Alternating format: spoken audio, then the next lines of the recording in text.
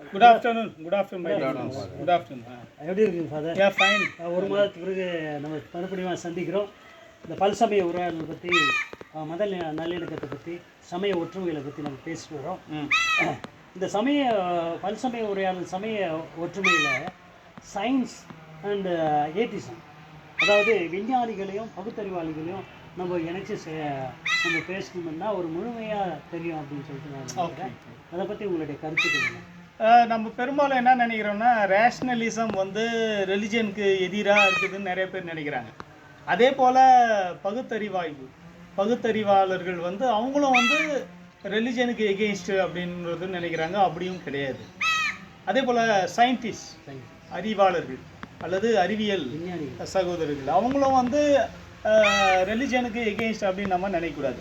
ஆனால் ஒரு சிலர் அதில் ஒரு உண்மை இருக்குது. என்னன்னா, சமயத்தின் பெயரால் யாராவது ஏமாத்துறாங்களா, எக்ஸ்ப்ளாய்ட் பண்ணுறாங்களா? எக்ஸ்ப்ளாய்ட்னாக்கா மக்களை ஏமாற்றி பண்ணி இது ஏதாவது இல்லை, அது அவங்களிருந்து ஏதாவது ஆதாயம், தன்னுடைய சுயநலத்துக்காக சமயத்தை பயன்படுத்திக்கிட்டு மக்களை ஏமாற்றி அப்படி நினைக்கிறாங்களா அப்படின்றது தான் அதனுடைய கேள்வி. அது இல்லாமலும் இல்லை, அப்படியும் இருக்குது. சமயத்தின் பேரால் ஏமாற்றி இருக்கிறாங்க, இன்னும் கூட ஏமாற்றலாம். தாழ்ந்தவன் உயர்ந்தவன் அந்த இதுவே அது வந்து என்னது, அது வந்து ஏற்றத்தாழ்வு. அது வந்து ரொம்ப மோசம். அது வேற விஷயம், அது அப்புறமா பேசலாம். இப்போ வந்து ரேஷனலிசம் அண்ட் ஏத்தேயிசம் அப்புறம் சயின்ஸ், இதெல்லாம் நம்ம பார்க்குறோம்னு சொன்னால் இது எல்லாமே எதிரி கிடையாது. எதுக்கு? ரிலிஜனுக்கு, சமயத்துக்கு இது எதிரி கிடையாது. ஆனால் அவங்க சொல்கிற மாதிரி ஒருவேளை ஒரு சமயத்தில் ஏமாத்தினாங்கன்னா அவங்க என்ன பண்ணுவாங்க, நாங்கள் ரேஷனலிஸ்ட் போய்டுறோம், நாங்கள் வந்து அறிவுக்கு பார்த்து நாங்கள் வந்து போய்க்கிறோம், நீங்கள் கடவுளை வச்சு நாங்கள் ஒன்றும் கடவுளை வச்சு நாங்கள் வந்தால் ஏமாற்றப்படுறோம் அப்படின்னு நினைக்கிறாங்க இல்லையா? ஸோ அதுதான் ஒரு கேள்வி. அதை நம்ம சரி பண்ணணும். Science is religion is a very good thing. அது வந்து கடவுளுக்கு பயப்பட்டு, கடவுளுடைய பயம், உதாரணத்துக்கு சூரியன், சந்திரன், விண்வெளி, பூமியில் இருக்கிற எல்லா அண்ட சராசர செயல்கள், க்ரீச்சர்ஸ், படைப்புகள், இதெல்லாம் வந்து ரொம்ப முக்கியம்தான் வாழ்க்கைக்கு. இது ரொம்ப ரொம்ப முக்கியம்தான். அது வந்து நம்ம கடவுளுக்கு நன்றி செலுத்தணும். வேறு யார் செஞ்சுருப்பாங்க இந்த உலகத்தில்? ஓகே, நம்ம ஒரு வீடு கட்டினா யார்? அந்த வீட்டில் அப்பா அம்மா எல்லாம் கட்டியிருப்பாங்கல்ல. அதே போல் உலகத்தை வந்து யார் செய்தது? அப்படியே வந்துச்சு, இதுவே தானாக வந்துச்சு, இயற்கையாக வந்துச்சுன்னா அப்போ இயற்கையாக போயிட்டே இரு. அப்போயா நாம் வந்து தேடிட்டே இருக்கிறோம். அந்த தேடலினுடைய நிறைவு தான் வந்து ரிலிஜன், கடவுள் அப்படிலாம் நம்ம சொல்கிறோம் இல்லையா? அதனால் வந்து ரிலிஜன் இஸ் குட். ஆனால் அதை வச்சு நம்ம ஏமாற்றக்கூடாது. எக்ஸ்ப்ளாய்டேஷன் வந்து எந்த இடத்துல இல்லை. கொஞ்சம் ஏமாத்துறவன் இருக்க தான் செய்வான். அது இல்லை, நான் கூட சொல்லியிருந்தேன் இருங்க. அதுக்கு முன்னாடி ஏமாத்துறவன் இருந்தாக்கா ஏமாந்துட்டே போகிறான், ஏமாந்துறவன் இருந்தாலும் ஏமாத்துறவன் போயிட்டே இருக்கிறான் இல்லையா? அது எல்லா இடத்துலையும் இருக்குது. ரிலிஜனில் தான் இல்லைன்னு நான் சொல்லுவேன். ரிலிஜன்லாம் நம்ம எல்லா இடத்துலையும் ஏமாத்துறவங்க இருக்க தான் செய்யும். அதனால் வந்து இது ரொம்ப ரொம்ப இது பண்ணக்கூடாது. ஆனால் வந்து நம்ம கவனமாக இருக்கணும். ரேஷனலிஸ்ட்டை வச்சு என்ன சொல்கிறது, இந்த ரிலிஜனை வந்து சரி பண்ணிக்கணும் அல்லது தூய்மைப்படுத்திக்கணும், சரி பண்ணிக்கணும், அவ்வளோதான். ஆனால் ரிலிஜன் வந்து நல்லதான். லிகார் என்ன கட்டுறது, டு பைண்ட் அப்படின்னா. சமயம்னா என்ன? ரிலிஜன்னா தன்னையே கட்டிக்கணும். இஷ்டத்துக்கு ஆடுறதுன்னு சொல்கிறேன் இல்லையா? இஷ்டத்துக்கு ஆனால் ஒரு ஊடே இல்லாமல் போயிடும், ஒரு குடும்பமே இல்லாமல் போயிடும். அப்போ கட்டுப்பாட்டோடு இருந்தால் தான் எல்லாமே நல்லா போகும். அப்போ எல்லாத்துக்கும் மேலே யாருக்கு நம்ம கட்டுப்பட்டு இருக்கணும்? கடவுளுக்கு. மனிதனுக்கு கால் கட்டுனா இதுக்கு மதத்துக்கு வந்து கடவுளுடைய கட்டு ஒன்று வேணும். இன்னொரு விஷயம் என்னன்னாக்கா, இன்னொரு விஷயத்துக்கு மதக்கட்டு, மனிதனுக்கு கால் கட்டு. சரி. இப்போ இன்னொரு முக்கியமான விஷயம் என்னன்னாக்கா, இப்போ வந்து கட்டுப்பாடு ரொம்ப முக்கியம் இல்லைங்களா? அதுக்கு ஒரு எக்ஸாம்பிள் சொல்கிறேன். இயற்கையாகவே கடவுள் அமைச்சது பகலில் வேலை செய், இரவில் போய் தூங்குன்னு சொல்கிறார். அதனால தான் இரவில் வந்து ஆண்டவர் தூங்க சொல்கிறார். அதான் நீ போய் தூங்கு, இந்த இரவு அப்படின்னு நமக்கு கொடுத்துருக்குறாரு. ஆனால் நாம் என்ன பண்ணுறோம்? லைட்டை போட்டு இரவெல்லாம் வேலை செஞ்சுருக்கிறான். இரவெல்லாம் வேலை செஞ்சு சூரியன் இருக்கிற உலகத்தில் போய் தூங்கின்னு இருக்கிறான் இல்லையா? அப்போ இது வந்து ஒரு கட்டுப்பாடு இல்லாமல் போயிடுது இல்லைங்களா? IT world. அப்புறம் 40 வயசு 50 வயசுல போடுறான் மனுஷன் இல்லையா? Yes or no? Yes yes. அப்போ கட்டுப்பாடு இல்லையாப்பா? எல்லாத்துக்கும் கட்டுப்பாடு வேணும். முக்கியமாக கடவுளுக்கு கட்டுப்பாடு, அதுக்கு பேர் தான் ரிலிஜன். சமயம்னா என்னன்னா கடவுளுக்கு கட்டுப்பட்டு நம்ம வாழணும். அவர் தந்திருக்கின்ற அந்த இயற்கையை நீங்கள் சொல்கிறீங்களா, அது கடவுள் தந்த இயற்கை. அது இந்த இதை வந்து சரியாக பயன்படுத்தணும். இப்போ மரம் இல்லாததுனால வந்து மழை இல்லைன்னு சொன்னாங்க. ஆனால் இப்போ பரவாயில்ல, மழையெல்லாம் நல்லா வருது. ஏன்னாக்கா நாம் இப்போ நிறைய மரங்களை நட வச்சிடும். அது ரொம்ப நல்லது. அந்த மாதிரி நம்ம ஏதாவது நல்லது செய்துட்டே இருக்கணும். அதுதான் வந்து கட்டுப்பாடு. அப்போ religion is not separate entity, it is all. அப்போ ரெலிஜனில் எல்லாமே இருக்குது. சயின்ஸ் இருக்குது, ரேஷ்னலிசம் இருக்குது, லாஜிக் இருக்குது, சயின்ஸ் இருக்குது, எல்லாமே இருக்குது. எல்லா விதமான படைப்பும் இருக்குது, படிப்பும் அதில் இருக்குது. எல்லாருடைய படிப்பும் அதில் ஸ்டடீஸும் அதில் இருக்குது. அது வந்து நாம் வந்து கடவுள் ரொம்ப பெரியவர், அதை நம்ம டிபார்ட்மெண்ட்டாக நம்ம என்ன பண்ணோம் தெரிஞ்சுக்கிறது ரொம்ப நல்லது. அப்புறம் ஏதோ சொன்னீங்களே இவிஎம் பற்றி சொல்லுங்க ஃபாதர். அதாவது இவிஎம் நல்லது தான். இவிஎம்னா என்னன்னு சொல்லுங்க. அதாவது electronic voting machine. EVM electronic machine வந்து நல்லது தான். மிஷினுக்கு வந்து அதாவது அது பாகுபாடு பண்ணாது, அதுவாக தப்பு செய்யாது.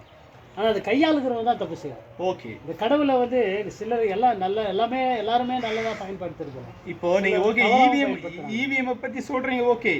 அதை வச்சு நீங்கள் ஓகே தப்பாக பயன்படுத்துவாங்கன்னு சொல்கிறீங்க இல்லையா, அதனால் என்ன பண்ணலான்னு சொல்லுங்கள். இவிஎம் தேவையில்லை சொல்ல, அதுதான் முக்கியம். இவிஎம் தேவையில்ல, அது பதிலாக ஓட்டு எங்கே போடலாம்? பேப்பர் ஓட்டு எடுத்து ப்ரிசர்வ் பண்ணலாம். ப்ரிசர்வ் பண்ணி கட்டி அவங்க வச்சு அது வேணும் தான் இம்ப்ரூவைஸ் பண்ணலாம். பேப்பர் ஓட்டிங் வந்து அது கொஞ்சம் இதுவாக இருந்ததுனாக்கா அதை இம்ப்ரூவைஸ் பண்ணலாம். Okay okay. நம்ம ஒரேடியாக இப்போ அதாவது ஓடிக்கால் கரன்சியே இல்லாமல் உலகம் அப்படின்னாங்க, எல்லா இடத்துலையும் ஏமாத்து வேலையாக இருக்குது. ரொம்ப திருடுறவங்களுக்கு ரொம்ப ஈஸியாகிடுச்சு. சும்மா வாட்ஸ்அப்லேயும் திருடுறான், சும்மா ஃபோன் பண்ணிட்டு எல்லாத்துக்கும் ஃபுல்லாக திருடின்னு போயிடுறான். ஜனங்கள் ஒன்றுமே பண்ண முடியல, யார் திருடுறாங்க. அதனால் இதுலேருந்து என்ன தெரியுதுனாக்கா, எக்ஸ்ப்ளாய்டேஷன் வந்து ரிலிஜனில் மட்டும் நினைக்குது அப்படின்னு நினைக்கிறேன். எல்லா இடத்துலையும் எக்ஸ்ப்ளாய்டேஷன் இருக்கும். பிரச்சனைகள் வந்து எல்லா இடத்துலையும் தான் இருக்கும். எக்ஸ்ப்ளாய்டேஷன் என்ன சொல்லுது, தப்பான வழிகளில் உபயோகப்படுத்தி அவங்க வந்து சுரண்டல் செய்கிறாங்க இல்லையா, அதுதான் எக்ஸ்ப்ளாய்டேஷன்.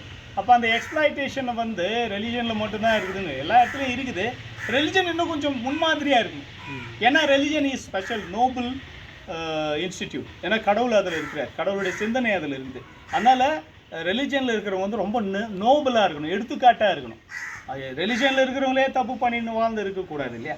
ஓகே, தவறு செய்யலாம், அது வேறு விஷயம். ஆனால் அப்படியே கங்கனப்பட்டு நம்ம அது செயல்பட்டு நம்ம இதை செய்கிறோம், அதை செய்யணும், தப்பு செய்யணும், ஏமாற்றணும் அப்படின்ற எண்ணத்தோடு நம்ம அரசியல்வாதிகள் நிறைய பேர் காமராஜ் மாதிரி அவங்கெல்லாம் சொந்தமாக எதுவும் சொத்தெல்லாம் சேர்க்காமே அவங்க வந்து நாட்டுக்காக உழைச்சாங்க, நாட்டுக்கு முன்னேற்றத்துக்காக உழைச்சாங்க.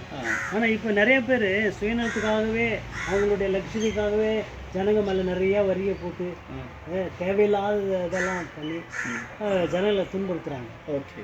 ஸோ நாட்டுக்காக, நாட்டினுடைய முன்னேற்றத்துக்காக பாதிப்பு. அதாவது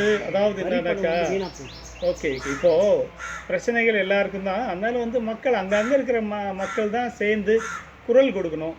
உங்களுக்குன்னு ஒரு எவாலுவேஷன், இப்போ எக்ஸாம்பிள் வந்து எவாலுவேஷன் கொடுக்குறாங்க இல்லையா, அப்போ அதே மாதிரி ஒரு அரசியலுக்கு ஒரு ஆட்சியில் இருக்காங்கன்னா அவங்களுக்கு ஒரு எவாலுவேஷன் மக்கள் கொடுக்கணும். அப்போ எப்படி கொடுக்குறாங்கனாக்கா எலெக்ஷன் வழியாக தான் கொடுக்கணும். ஆனால் அவங்க என்ன ஏமாற்றப்படுறாங்க, எலெக்ஷன் வந்து நீ தான் நிர்ணயிக்கணும், யார்? மக்கள் தான் நிர்ணயிக்கிறது, மக்கள் தான். ஆனால் வேறு யார் நானே வின் பண்ணுற அளவுக்கு யார் அதை செய்ய வைக்கணும்? கண்டினியூஸ் டவுன்லலாம் இருக்கக்கூடாது, ஆள் மாறணும். ஓகே, ஆள் மாற்றி இது பண்ணாங்க தான் நல்லா இருக்கும். சரி. ஏன்னா ஒரே ஆள் கண்டினியூஸாக இருந்தாங்கல்ல, அவங்க வந்து அதில் எப்படி ஏமாற்றலாம் அப்படின்னு சொல்லிட்டு எல்லா வழியும் அவங்க தெரிஞ்சுட்டு அந்த மாதிரி சில திருத்தங்கள், சில முன்னேற்றங்கள் எல்லாம் வரணும். இது வந்து மதத்தில் கூட நம்மளுக்கு ஜனங்களை ஏமாற்றக்கூடாத மாதிரி ஜனங்களுக்கு அந்த அவேர்னஸ் வேணும். சரி சரி, கரெக்ட். எல்லாம் நிறையா படிக்கணும், ஜனங்க படிக்கணும், அந்த சமயங்களை பற்றி தெரிஞ்சுக்கணும். அவங்களுடைய பகுத்தறிவு இன்னும் நம்ம வந்து மேன்மைப்படுத்த நல்ல வாய்ப்புகளை நம்ம பயன்படுத்திக்கணும். தவறான வழிகளை வந்து நம்ம அவாய்ட் பண்ணணும். இது வேணான்னா வேணாம், அப்போ ஏமாற்றி அவங்க மேலே வராங்கனாக்கா நம்ம என்ன பண்ணுறது? அதுக்கான தலைவர்கள், அதுக்கான என்ன சொல்கிறது, அதை சுற்றி இருக்கிற அந்த மக்கள் தான் அதை வந்து சொல்லி அதை சரிப்படுது. எனவே religion is a good Nobel institute. அதை வந்து நாம் வந்து சரியாக பயன்படுத்திக்கணும். தவறுகள் இருந்தால் அதை சரி பண்ணிக்கணும். ஆனால் தவறுலே வாழ்ந்து நிற்பன்றது தான் தப்பு. ரெலிஜனும் சரி, பாலிடிக்ஸ்னும் சரி, ரேஷ்னலிசம் சொல்கிறீங்களா, அது ரேஷ்னலிசம் வந்து ஒரு கிள்ளுக்கீரை நம்ம எடுத்துக்கோ எல்லாமே ரேஷனலைஸ்னு விட்டுற முடியாது. ஆமாம். இப்போ உலகத்தில் வீட்டில் வந்து படுத்த படுக்கையாக இருக்கிறாங்க, அங்கே ரேஷனலிஸ்ட்டுக்கு என்ன இருக்குது? ஒன்றும் இல்லை, மாத்திரை மட்டும் தான் கொடுக்கணும். அப்போ அவங்களுக்கு வாழ்க்கை என்ன? அப்போ இறந்துட்டாங்க எங்கே போவாங்க? ஆன்மானா என்ன? இதெல்லாம் வருது. Religion is not a simple நீ நினைக்கிற மாதிரி காமர்ஸ் ரேஷனலிசம் மட்டும் இங்கே இல்லை, அது வந்து உலகத்தில் மட்டும்தான். ஆனால் ரிலிஜன் இஸ் இந்த உலகத்துக்கு மட்டும் இல்லை, இறந்தா கூட அடுத்த ஆணிமை நாம் வந்து கடவுள் நம்மளை வந்து உயிர் தெழ செய்வார், நாங்கள் மோட்சத்துக்கு போவோம்னு சொல்கிறாங்களே, அதெல்லாம் வருது ரிலிஜனில். அப்போ ரிலிஜன் இஸ் அ பெரிய வாஸ்ட் இன்ஸ்டிடியூட், ரொம்ப பெருசு, அது பெருசு. அதை வந்து நாம் வந்து தப்பாக பயன்படுத்த, அதை விட்டுட்டு நல்லவங்க யாரெல்லாம் சொல்லி கொடுக்குறாங்களோ அதெல்லாம் பார்த்து அந்த ரிலிஜன்களை நம்ம சரி படுத்தணும். அது ரொம்ப ரொம்ப முக்கியம். So anyway I am very happy. ஏன்னா நிறைய விஷயங்கள் இன்னைக்கு வந்துச்சு. எல்லாத்தையும் சொன்னால் நமக்கு மணிக்கணக்கு ஆகும், இருந்தாலும் ஷார்ட்டாக சொல்லியிருக்கிறோம். நீங்களும் கூட கேட்குறவங்களும் கூட நீங்கள் இதை பற்றி யோசிங்க. நிச்சயமாக நல்லது நாம் செய்வோம், கடவுளுக்கு கட்டுப்பட்டு. ரேஷனலிசம் சொன்னீங்கன்னா அந்த ரேஷனலும் கடவுள் தான் கொடுக்குறாரு. சயின்ஸ்னு சொல்ல அந்த சயின்ஸும் கடவுள் தான் தர்றாரு. இந்த பூமி படைக்கப்பட்டதே கடவுள் தான், அதை வச்சு தான் நம்ம எல்லா வேலையும் செய்கிறோம். தங்கம் வந்துச்சா எங்கேருந்து வந்தது? பூமியிலேருந்து தான் வருது தங்கம். அப்போ அந்த பூமியை யார் கொடுத்தது? கடவுள். அப்போ தங்கத்தை யார் கொடுத்தது? கடவுள் தான். அதனால வந்து இது வந்துச்சு அது வந்துச்சு எல்லாமே கடவுள். கடவுள் வந்து எல்லாத்துக்கும் தலைவர். ஸோ அவருக்கு நம்ம கட்டுப்பட்டு இருந்தால் அவர் நிச்சயமாக எல்லாத்தையும் தருவார் ஆண்டவர். எனவே ஐ எம் வெரி ஹாப்பி. தொடர்ந்து அதற்கான முயற்சிகளை செய்வோம். Thank you sir. Simon brother, Simon sir and சாம்பல் சார், ரொம்ப சந்தோஷம். தொடர்ந்து செய்வோம். தேங்க்யூ.